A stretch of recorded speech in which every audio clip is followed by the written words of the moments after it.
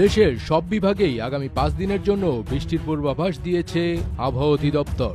গতকাল বৃহস্পতিবার আবহাওয়া অধিদপ্তরের 120 ঘন্টার পূর্বাভাসে এ তথ্য জানানো হয়। পূর্বাভাসে বলা হয়, মৌসুমী বায়ু বাংলাদেশের ওপর মোটামুটি সক্রিয় এবং উত্তর বঙ্গোপসাগরে মাঝারি অবস্থায় রয়েছে।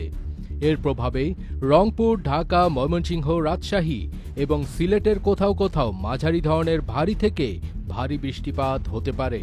এতে আরও বলা হয়, রংপুর, ময়মনসিংহ ও সিলেট বিভাগের অনেক জায়গায় এবং রাজশাহী, ঢাকা, খুলনা, বরিশাল ও চট্টগ্রাম বিভাগের কিছু কিছু জায়গায় অস্থায়ীভাবে দমকা হাওয়া সহ হালকা থেকে মাঝারি ধরনের বৃষ্টি অথবা বজ্রসহ বৃষ্টি হতে পারে।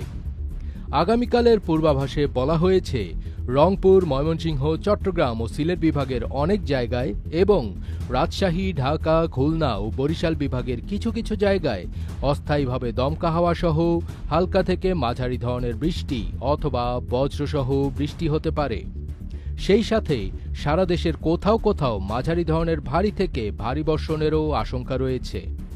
এ সময় সারা দেশে দিনের এবং রাতের তাপমাত্রা প্রায় অপরিবর্তিত থাকতে পারে।